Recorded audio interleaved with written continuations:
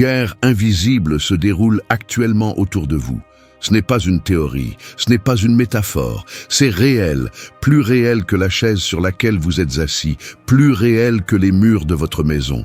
C'est une guerre spirituelle, et elle ne se déroule pas seulement quelque part très loin. Cela se passe à l'intérieur de votre maison, au sein de votre famille. Et que vous le réalisiez ou non, vous êtes déjà sur le champ de bataille. La partie la plus terrifiante, vous pourriez perdre du terrain sans même le savoir. La Bible le dit clairement dans Éphésiens 6, 12. Nous n'avons pas à lutter contre la chair et le sang, mais contre les principautés, contre les puissances, contre les princes des ténèbres de ce monde. Et si je vous disais que dans cette guerre, l'ennemi ne vient pas toujours frapper à votre porte, il ne crie pas toujours. Parfois, les plus grandes attaques sont lancées à voix basse, par de subtiles ouvertures, à travers des versets que vous pensiez vous aider, des versets que vous avez récités de tout votre cœur, croyant qu'ils étaient des boucliers, mais qui sont en réalité devenus des portes ouvertes à la destruction. Ce n'est pas seulement un avertissement. C'est actuellement une réalité pour des millions de familles, et le drame est que la plupart d'entre elles ne se rendent même pas compte qu'elles ont accueilli l'ennemi. Imaginez ceci, vous êtes dans une maison. Les murs sont solides, les portes sont verrouillées, mais il y a une fissure, une toute petite fissure dans les fondations. Vous ne pouvez pas le voir avec vos yeux, mais à travers cette fissure, l'humidité s'infiltre. Jour après jour, inaperçu, jusqu'au jour où les murs commencent à s'effondrer. Pas parce que vous n'étiez pas vigilant, mais parce que vous ne voyiez pas ce qui se passait sous la surface. C'est exactement ainsi que fonctionnent les attaques spirituelles lorsque vous abusez sans le savoir des Écritures. Il ne suffit pas de dire que vous croyez en Dieu. Il ne suffit pas de posséder une Bible. Si la parole est mal appliquée, si elle est utilisée sans discernement spirituel, elle peut devenir un piège. Non pas parce que la parole de Dieu est imparfaite, mais parce que l'ennemi est passé maître dans la distorsion. C'est la même stratégie qu'il a utilisée dans le Jardin d'Éden. Ève n'a pas été tentée par un mensonge pur et simple. Elle a été trompée par une version tordue de la vérité. Une suggestion qui semblait sacrée, un mot qui ressemblait au commandement de Dieu, mais qui était empreint de mort. Aujourd'hui, Satan utilise la même méthode. Il déforme légèrement la parole, juste assez pour neutraliser vos prières, pour saboter votre foi, pour voler la paix à l'intérieur de votre maison. Et cela commence, souvent, lorsqu'un croyant, désespéré d'avoir de l'aide, s'empare de n'importe quel verset qui semble correspondre à sa situation sans demander conseil au Saint-Esprit, sans comprendre tout le sens de ces mots. Certains versets étaient censés être des témoignages d'angoisse humaine et non des déclarations de guerre spirituelle. Certaines étaient censées être des avertissements et non des banderoles à brandir lors de la prière. Pourtant, lorsque ces versets sont prononcés dans les familles, en particulier avec désespoir et douleur, ils peuvent involontairement ouvrir des portes spirituelles que l'ennemi attend depuis des décennies. Pensez-y, vous souffrez, votre mariage est en difficulté, vos enfants s'éloignent, vous prenez un verset comme « Mon âme est écrasée de tristesse jusqu'à la mort » Marc 14, 34, et vous commencez à le prier nuit après nuit, croyant que vous êtes fidèle. Mais ce que vous faites, spirituellement, c'est renforcer l'esprit de désespoir dans votre maison. Vous êtes d'accord avec le chagrin, vous ne vous y opposez pas, et l'ennemi le sait. Il n'a pas besoin de vous convaincre d'arrêter de prier. Il a juste besoin que vous priez mal. Utilisez la parole d'une manière qui s'accorde avec la peur, avec le désespoir, avec la défaite, au lieu de vous aligner sur les promesses de restauration et de victoire de Dieu. Et ainsi, cela se produit, en silence.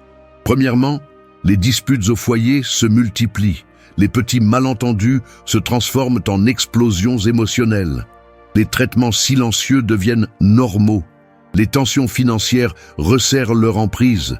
Et peu importe à quel point vous travaillez dur, vous avez l'impression que rien ne change. La maladie persiste. La peur s'installe dans les coins de la maison comme un brouillard épais et invisible. Et vous continuez à prier, mais les prières semblent chaque jour plus lourdes, plus vides, plus désespérées. Parce qu'à un moment donné, l'ennemi est passé entre les mailles du filet. Il s'est glissé dans une prière qui manquait de discernement, à travers un verset prononcé sans révélation, par une déclaration ouverte de défaite, enveloppée dans l'illusion de la foi. Et maintenant, l'outil même qui était censé être votre épée est utilisé contre vous. Mais voici la vérité qu'ils ne vous disent pas depuis la plupart des chers. L'écriture n'est pas magique. Ce n'est pas une incantation que l'on peut répéter aveuglément.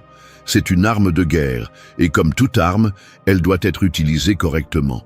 Une épée entre les mains d'une personne non entraînée peut être dangereuse, même pour elle-même. Jésus lui-même a démontré la bonne manière d'utiliser les Écritures lors de sa tentation dans le désert. Satan ne s'est pas adressé à lui avec des mensonges directs. Il a cité la Bible, il a déformé les Écritures. Et à chaque fois, Jésus a répondu non seulement en citant, mais en appliquant correctement la parole dans son esprit prévu. « C'est écrit », déclara-t-il, tranchant à chaque fois la tromperie avec une autorité précise. Vous avez cette même autorité, mais il faut savoir ce que l'on balance. Vous devez savoir que tous les versets ne doivent pas être prononcés chez vous à certaines saisons. Certains versets parlent du brisement humain et non de décret divin. Certains captent des cris de désespoir qui étaient censés être surmontés et non répétés éternellement. Lorsque vous parlez, vous ne parlez pas seulement à vous-même. Vous émettez des décrets dans le domaine spirituel. Le ciel écoute, l'enfer écoute, le monde invisible réagit. Chaque verset que vous déclarez construit un mur de protection autour de votre maison ou le brise un peu plus. Et c'est pourquoi de nombreux croyants vivent épuisés, spirituellement vidés, année après année. Ils ont l'impression de combattre un ennemi invisible, mais ne comprennent pas pourquoi la victoire n'arrive jamais. Ils pleurent, ils jeûnent, ils implorent Dieu de faire une percée, mais sans le savoir, ils sont d'accord avec l'esprit même qui les a asservis, jusqu'à ce qu'ils comprennent le pouvoir des déclarations précises dirigées par l'esprit, jusqu'à ce qu'ils réalisent que pour gagner la guerre invisible, ils doivent manier la parole avec révélation, et non seulement en la répétant. Parce qu'un vers murmuré, prononcé avec désespoir, peut résonner plus fort dans le monde spirituel que 1000 prières bruyantes criées sans discernement. Et votre ennemi, plus que tout, espère que vous ne vous en rendrez jamais compte. Il espère que vous resterez coincés dans le cycle, en citant des versets qui renforcent votre esclavage au lieu de le briser. Il espère que vous n'apprendrez jamais qu'il existe des armes forgées dans les Écritures qui peuvent détruire toutes les forteresses de votre vie si elles sont utilisées correctement. Mais ce soir, cette tromperie prend fin, parce que vous n'êtes pas ici par hasard. Vous étiez censé entendre ça, se réveiller, pour voir les chaînes invisibles. Réalisez que la bataille pour l'avenir de votre famille se livre dans chaque mot que vous prononcez, dans chaque verset que vous déclarez. Et maintenant, au bord de cette révélation, vous êtes confronté à un choix. Allez-vous continuer à vous balancer aveuglément en espérant que quelque chose change? Ou apprendrez-vous à manier correctement l'épée et à repousser les forces qui ont volé votre joie, votre paix, le destin de votre famille? La première étape consiste à voir la fissure dans le mur. La prochaine étape est de le sceller pour toujours. Et c'est exactement là où nous nous dirigeons ensuite. Restez avec moi, car ce que vous êtes sur le point d'apprendre ne changera pas seulement vos prières. Cela changera l'atmosphère de toute votre maison. Avant d'aller de l'avant, écoutez attentivement, car ce moment ne se reproduira peut-être plus jamais. Les batailles spirituelles deviennent de plus en plus sombres, les attaques deviennent plus subtiles, plus personnelles. Beaucoup tombent sans même s'en rendre compte, pensant qu'ils sont en sécurité, tandis que l'ennemi construit tranquillement des chaînes autour d'eux. Mais pas toi, pas aujourd'hui.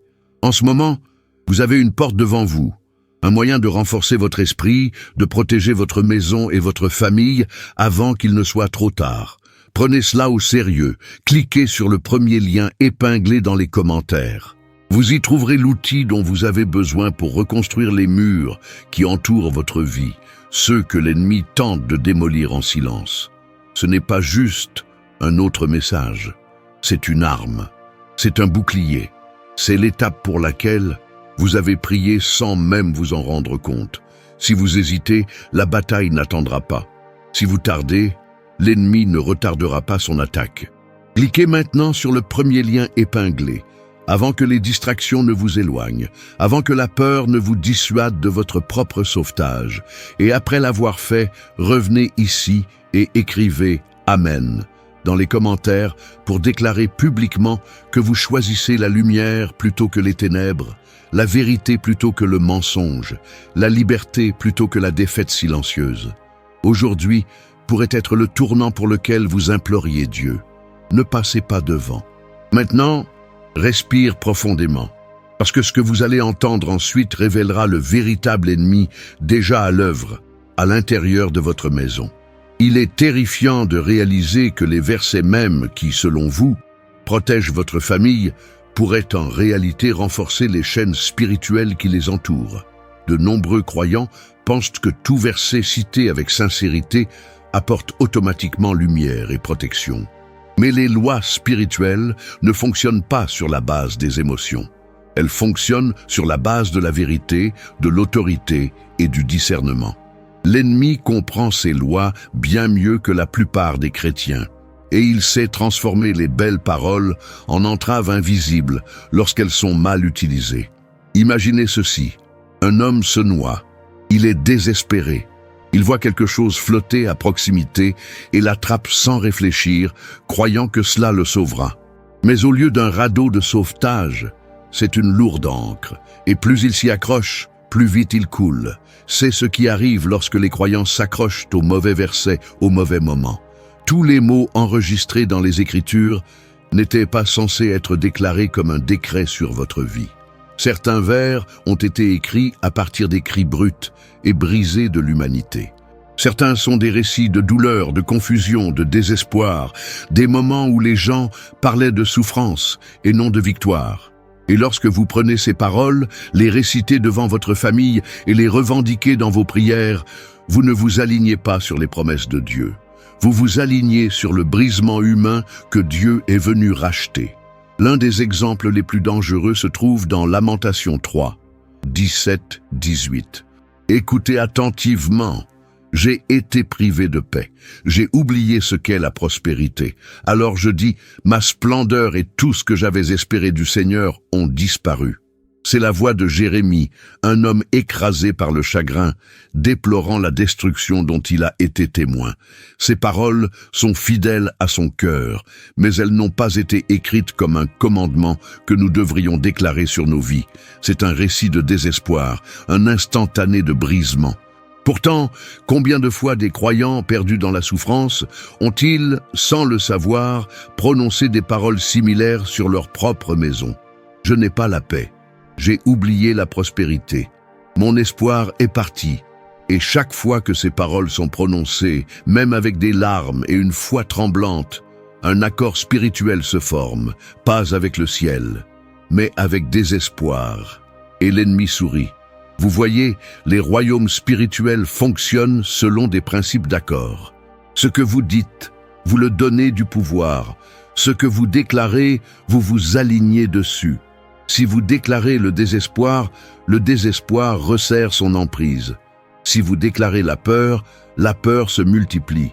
Si vous déclarez une perte, la perte se retrouve dans tous les recoins de votre vie. Et c'est pourquoi l'utilisation abusive des versets, même ceux imprimés dans nos Bibles, peut être spirituellement catastrophique lorsqu'elle est faite sans discernement. L'ennemi n'a pas peur de la Bible. Il a peur de la Bible appliquée à juste titre. Satan a cité les Écritures à Jésus dans le désert. Laissez cela comprendre. L'ennemi n'a pas tenté Jésus avec des chants démoniaques ou des sorts païens.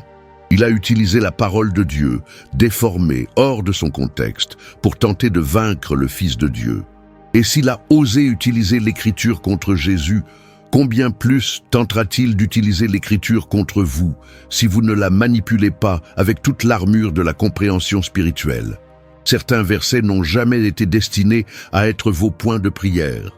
Ils étaient censés être des leçons, avertissements, des routes que vous n'êtes jamais censés emprunter.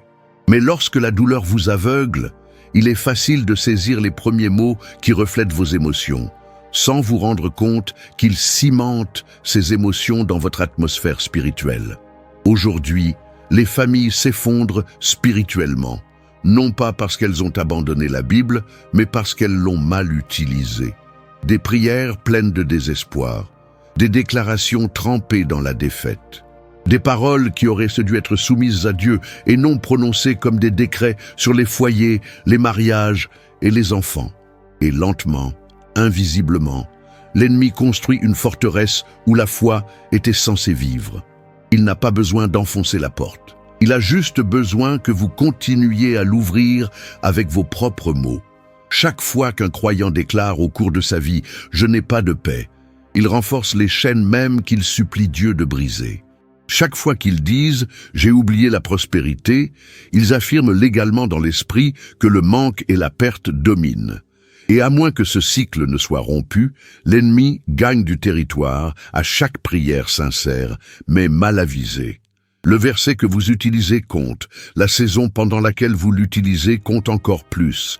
Il y a des moments où il faut crier à Dieu avec brisement, oui.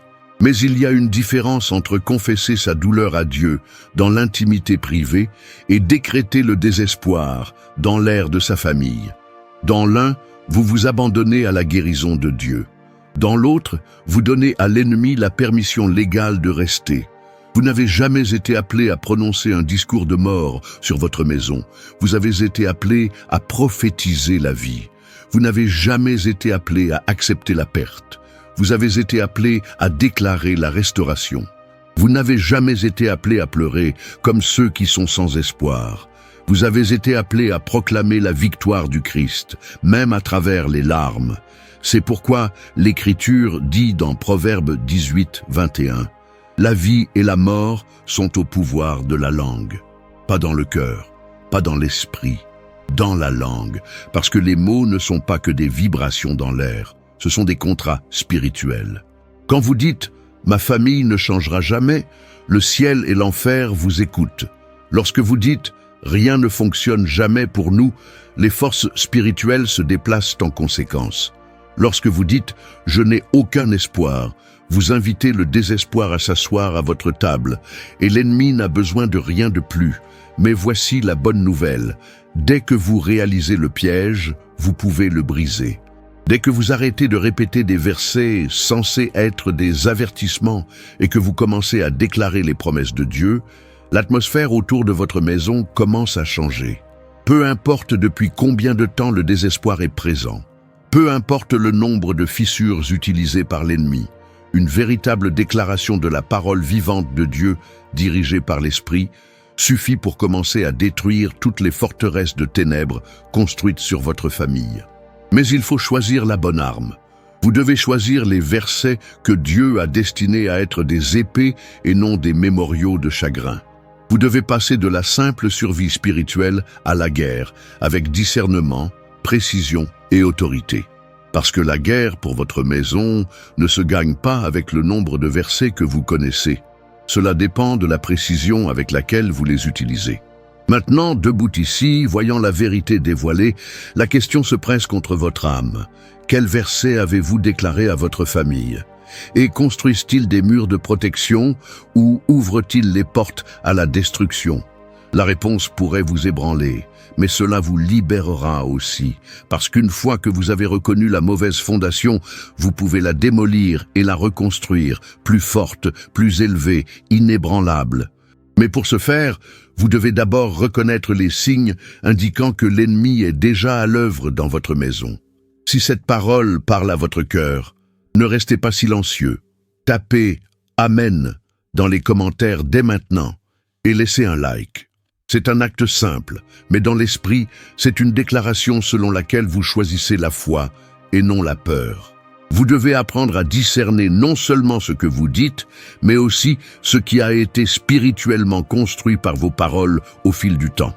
Et cette révélation est exactement ce que nous sommes sur le point de découvrir ensuite. Restez à proximité, car les signes sont déjà là. Il suffit d'avoir des yeux pour les voir. Si à un moment donné vous sentez ce message remuer quelque chose en vous, n'attendez pas.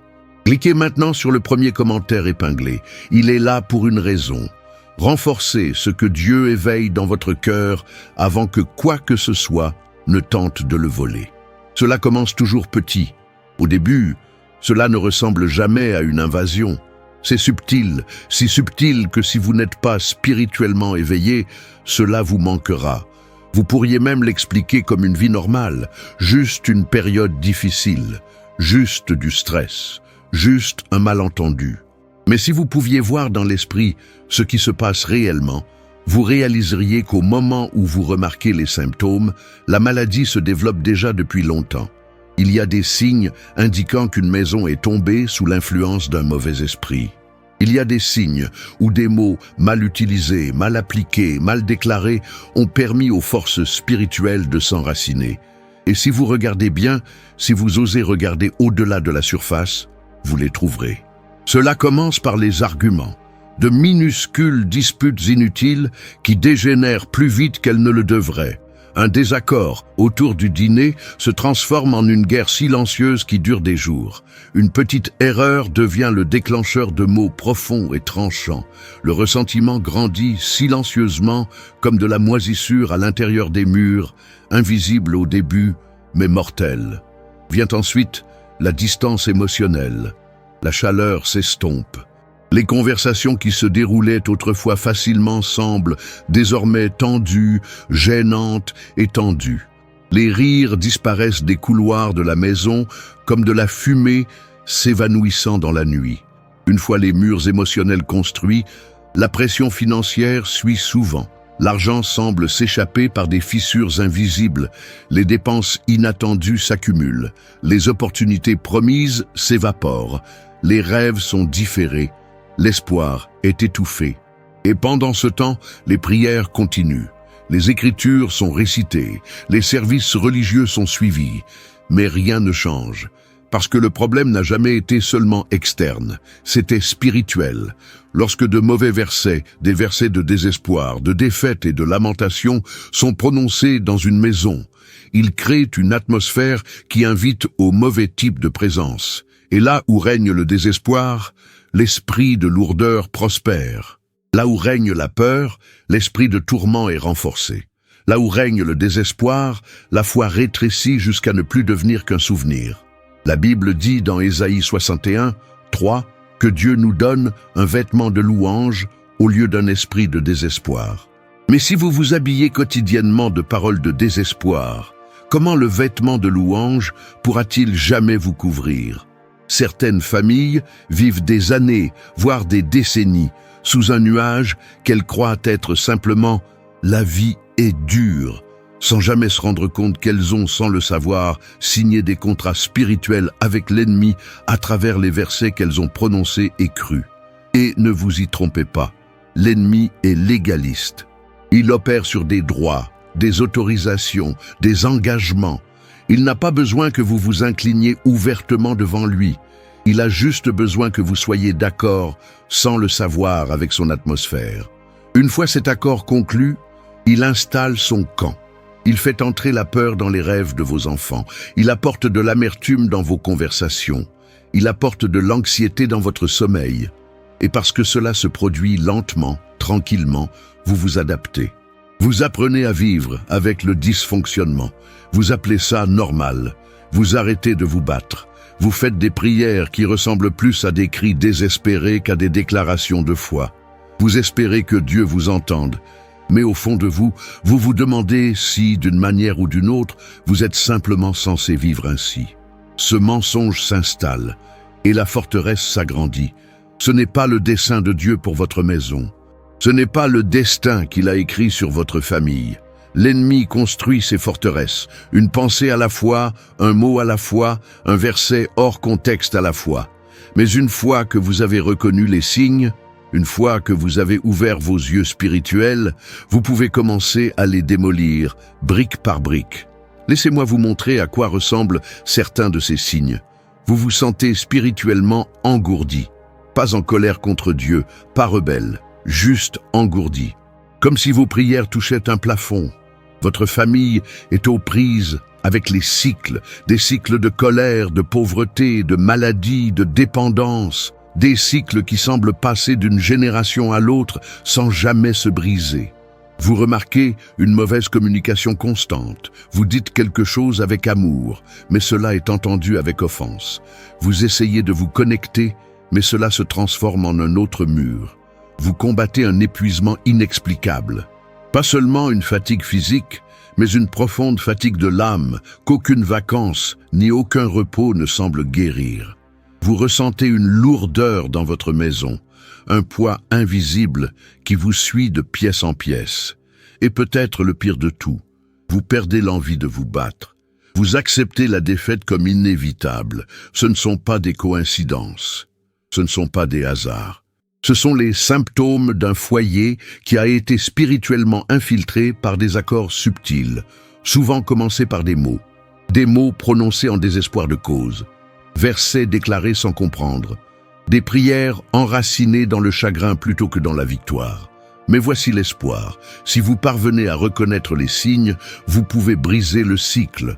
Vous voyez, les forteresses spirituelles survivent dans l'obscurité. Ils prospèrent en secret. Ils ont besoin que vous restiez inconscient.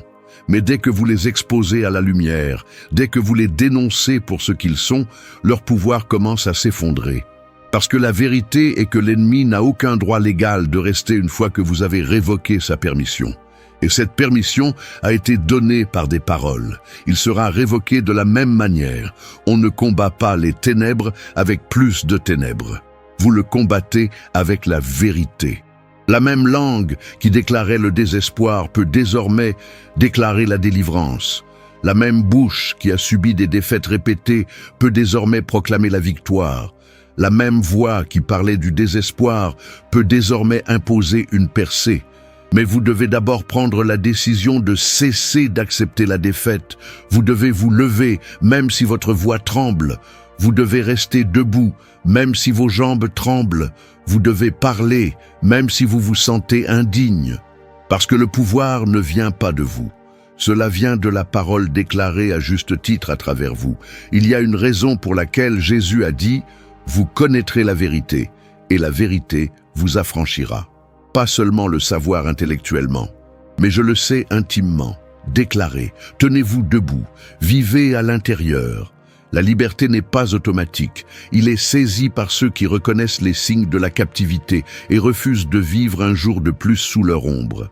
Et c'est peut-être pour cela que vous êtes ici en ce moment. Peut-être avez-vous senti, au fond, que quelque chose ne tournait pas rond depuis longtemps. Peut-être que vous ne pouviez pas l'exprimer avec des mots jusqu'à présent. Peut-être que votre esprit réclame la vérité, un moyen de briser les chaînes invisibles. Et maintenant, vous commencez à voir. Les signes étaient toujours là. Les symptômes étaient toujours criants. Vous aviez juste besoin de quelqu'un pour vous aider à les entendre. Mais reconnaître les signes n'est qu'un début. La prochaine étape, l'étape la plus cruciale, consiste à apprendre à riposter. Pas avec colère, pas avec désespoir, mais avec autorité. Et cette autorité est plus proche que vous ne le pensez. Parce qu'il existe un moyen de briser les cycles, il existe un moyen de démanteler chaque forteresse. Il existe un moyen de récupérer l'atmosphère de votre maison et de la remplir de l'Esprit de Dieu au lieu de l'esprit de désespoir. Et cela commence avec une arme que vous possédez déjà. Une arme dont Satan espérait que vous ne découvririez jamais comment l'utiliser correctement. Une arme qui a toujours été entre vos mains, attendant que vous la ramassiez, la maniez, pour libérer sa puissance contre les ténèbres. Et cette arme est la véritable parole vivante de Dieu, dirigée par l'Esprit. Vous êtes sur le point d'apprendre exactement comment l'utiliser, parce qu'il ne suffit pas de reconnaître les chaînes. Il est temps de les briser. Restez proches, car dans les prochains instants, nous débloquerons la percée dont votre famille a besoin depuis des années. Le retournement commence maintenant. Reconnaître les signes de l'esclavage spirituel est puissant, mais reconnaître seul ne vous libérera pas. Le réveil sans action ne fait qu'aggraver le désespoir. Il arrive un moment où vous devez décider, sans souhaiter, sans espérer, sans retard, mais décider de briser le cycle une fois pour toutes. Et cette décision doit être soutenue par une action spécifique, agressive, dirigée par l'esprit. Récupérez votre autorité spirituelle et fermez les portes que vous avez ouvertes sans le savoir. Vous ne pouvez pas guérir ce que vous refusez d'affronter. Vous ne pouvez pas vaincre ce que vous tolérez encore. Et pour affronter ce genre d'esclavage invisible, on ne peut pas se fier à des déclarations creuses ou à des explosions émotionnelles. Vous devez utiliser la bonne arme, de la bonne manière, avec le bon esprit. L'arme est déjà entre vos mains, la parole vivante de Dieu, prononcée à haute voix, avec foi et révélation. Il ne s'agit pas seulement de prier plus fort. Il s'agit de prier plus intelligemment. Il s'agit d'annuler les contrats spirituels illégaux et de les remplacer par les véritables décrets du ciel sur votre vie et votre foyer. Imaginez une salle d'audience. L'ennemi, Satan, se présente comme l'accusateur, détenant des preuves. Les paroles que vous avez prononcées, les versets que vous avez mal déclarés, les accords que vous avez conclus sans le savoir. Mais soudain, une autorité supérieure intervient, Jésus-Christ, l'avocat, et avec un seul décret, une seule parole alignée sur la vérité de Dieu, il brise les prétentions de l'ennemi. C'est ce qui arrive lorsque vous commencez à déclarer correctement les Écritures. Si vous êtes prêt à briser toutes les chaînes que l'ennemi a essayé de mettre autour de vous, écrivez « Amen » dans les commentaires et appuyez sur le bouton « J'aime ». Votre accord dans la foi est plus puissant que vous ne le pensez. Et aujourd'hui, le ciel guette ceux qui resteront debout. Vous ne mendiez pas la liberté. Vous imposez la liberté qui a déjà été achetée à la croix. La première étape pour briser le cycle est la repentance. Pas seulement pour les péchés conscients, mais pour les paroles imprudentes, les déclarations ignorantes, les vers de désespoir que vous avez prononcés dans votre maison sans vous rendre compte des conséquences spirituelles. La repentance n'est pas une faiblesse, ce n'est pas une condamnation. C'est l'acte légal de rompre les liens avec toute force spirituelle que vous avez renforcée par inadvertance. C'est se tenir devant Dieu et dire « Seigneur, pardonne-moi pour les accords que j'ai conclus dans la douleur, l'ignorance ou la peur. Je renonce à chaque parole de désespoir que j'ai prononcée. J'annule toute déclaration qui n'était pas enracinée dans tes promesses. » Et à ce moment-là, les chaînes qui entouraient votre famille depuis des années commencent à s'affaiblir. Mais on ne peut pas s'arrêter là. La deuxième étape est le remplacement. Vous ne pouvez pas laisser un vide spirituel. Chaque mensonge annulé doit être remplacé par une vérité déclarée. Vous devez parler de la vie avec la même bouche qui parlait autrefois de la mort. Au lieu de « je n'ai pas de paix », déclarez « le Seigneur bénit son peuple avec la paix ». Psaume 29, 11. Au lieu de « j'ai oublié la prospérité », déclarez « le Seigneur prend plaisir à la prospérité de son serviteur ». Psaume 35, 27. Au lieu de « mon espoir est parti », déclarez « ceux qui espèrent dans le Seigneur renouvelleront leur force ». Ésaïe 40, 31. Vos paroles doivent devenir des épées. Vos déclarations doivent devenir des boucliers. Vous devez construire une nouvelle architecture spirituelle sur votre maison, non pas avec de la brique et du mortier, mais avec la louange, la foi et la vérité. C'est ainsi que l'on démantèle les forteresses. Et cela doit être quotidien. Les forteresses ne se sont pas construites du jour au lendemain. Ils ne tomberont pas d'un seul coup. Vous devez créer une nouvelle atmosphère, une déclaration à la foi. Au réveil, vous parlez de la vie dans votre maison.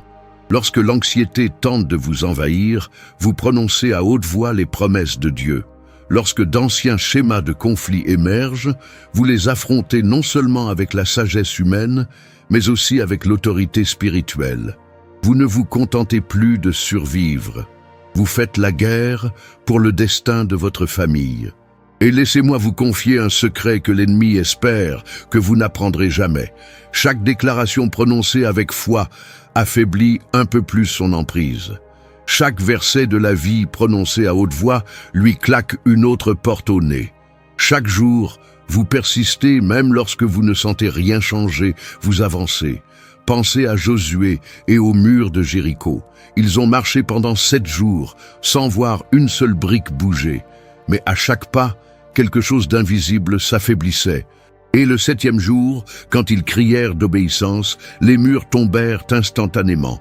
Et s'ils avaient arrêté le 6e jour, et si vous arrêtiez juste avant votre percée, vous devez persister jusqu'à ce que vous voyiez les murs tomber, parce qu'ils vont tomber. Le monde spirituel obéit à la parole de Dieu, pas à vos sentiments ni à votre calendrier, mais à la parole vivante. Il y a eu des familles liées depuis des générations par des malédictions qu'elles n'ont jamais comprises. La pauvreté, le divorce, la violence, la dépendance.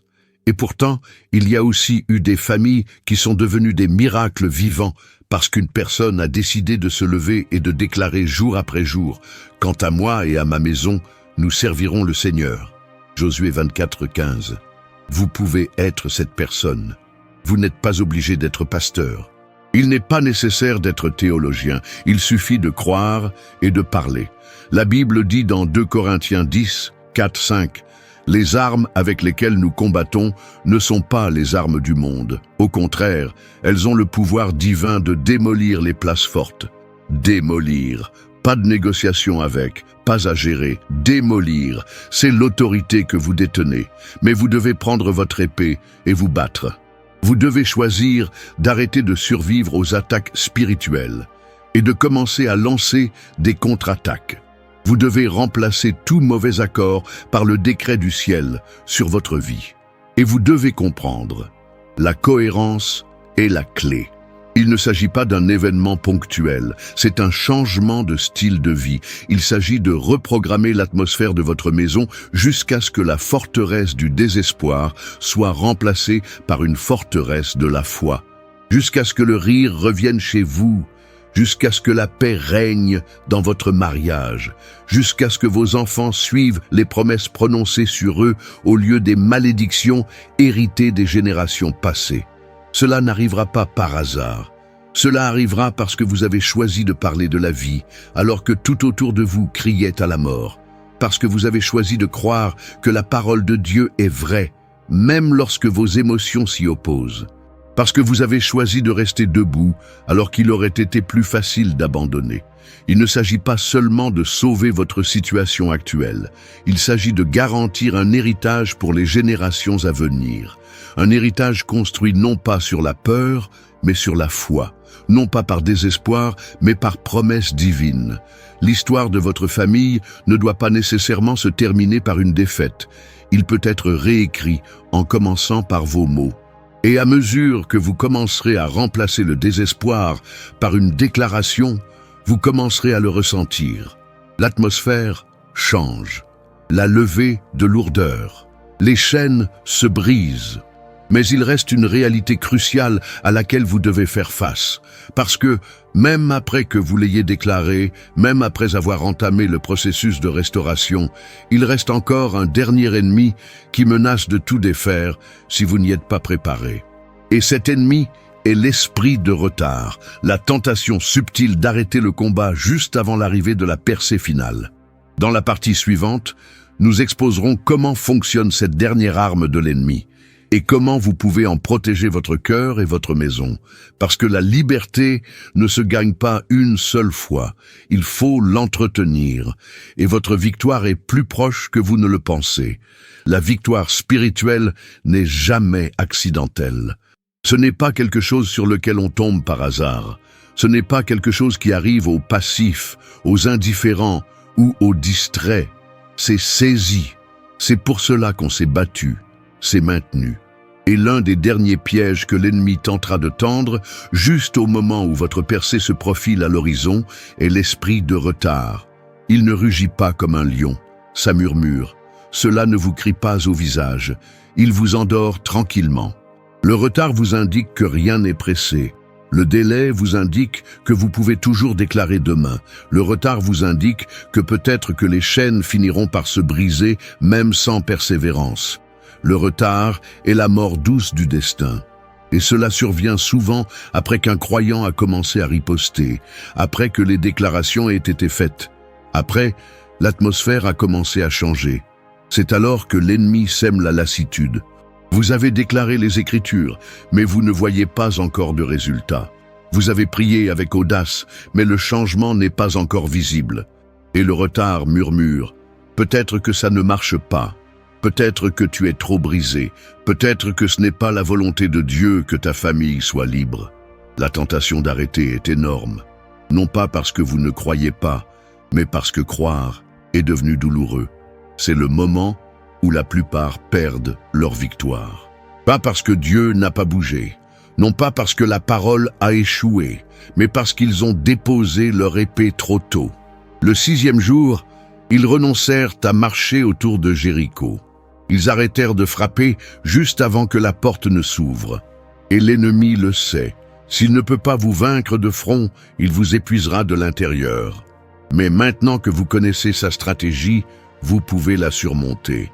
Vous devez comprendre, la percée est souvent la plus proche lorsque la bataille semble la plus dure. L'ennemi se bat plus durement lorsqu'il sait qu'il est sur le point de perdre son emprise. L'obscurité s'épaissit juste avant l'aube. C'est le moment de creuser plus profondément et non de battre en retraite. C'est le moment de redoubler de déclarations et non de faire taire vos prières. C'est le moment de vous rappeler, vous ne vous battez pas pour la victoire, vous vous battez pour la victoire. Vous ne suppliez pas Dieu de bouger, vous appliquez ce que Dieu a déjà promis. Vous n'êtes pas une victime dans cette guerre. Vous êtes l'exécuteur du décret du ciel. Et chaque jour, vous persistez, même lorsque vous ne ressentez rien, même lorsque vous ne voyez rien. Vous créez un élan dans l'esprit. Imaginez un mur massif frappé par un marteau. Les premiers coups ne montrent aucune fissure. Le mur semble toujours aussi solide. Mais à l'intérieur, au niveau moléculaire, l'impact affaiblit la structure. Les fractures invisibles se propagent. Le mur est sur le point de s'effondrer à chaque coup. Vous ne pouvez tout simplement pas le voir encore. Et puis, tout à coup, au moment le plus désespéré, un autre coup brise tout. C'est ainsi que se produisent les percées spirituelles. La persistance détruit la résistance. La Bible dit dans Galates 6, 9, « Ne nous lassons pas de faire le bien, car au moment opportun, nous récolterons une moisson si nous n'abandonnons pas. » Si nous n'abandonnons pas, c'est la condition, c'est la clé, pas la perfection, pas une force infinie. Je refuse simplement d'arrêter. L'ennemi n'a pas peur du croyant qui se sent puissant, il craint le croyant qui refuse de s'arrêter, même lorsqu'il se sent faible. Parce que ce croyant a puisé dans quelque chose d'imparable, une foi non pas ancrée dans les sentiments mais dans l'alliance. Vous pourriez vous sentir fatigué, vous pouvez vous sentir petit. Vous pourriez avoir l'impression que vos déclarations ne sont que des paroles en l'air, mais le ciel voit un guerrier. Le ciel voit un fils ou une fille s'appuyer sur une autorité achetée par le sang, brandissant l'épée de l'esprit, marchant sans relâche vers les promesses que Dieu a prononcées sur sa famille. Et le ciel bouge pour ceux qui refusent de s'éloigner de sa parole. À l'heure actuelle, alors que vous entendez ces mots, vous avez le choix. Vous pouvez déposer votre épée et permettre à l'ennemi de reprendre du terrain. Ou vous pouvez reprendre votre épée, même avec les mains tremblantes, et frapper le mur une fois de plus, et puis encore, jusqu'à ce que le mur tombe. Parce qu'il va tomber, non pas par votre force, mais par l'esprit du Dieu vivant qui est en vous. La liberté n'est pas seulement possible, la liberté est déjà promise. Il attend ceux qui se battront jusqu'à ce que les chaînes soient brisées, que l'atmosphère change et que l'héritage de la défaite soit remplacé par un héritage de foi, de victoire et de restauration divine.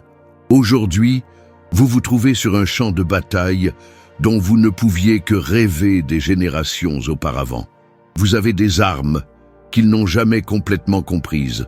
Vous avez une autorité scellée par le sang de Jésus lui-même. Ne le gaspillez pas, ne l'abandonnez pas.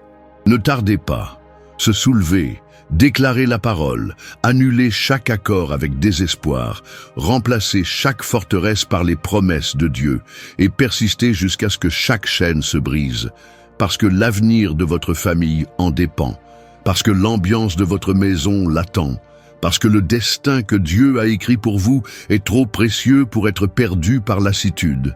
Et quand vous verrez enfin les murs tomber, quand vous sentirez enfin les chaînes se briser, quand vous marcherez enfin dans la plénitude de ce qui a été promis, vous saurez que chaque bataille, chaque prière, chaque déclaration valait la peine.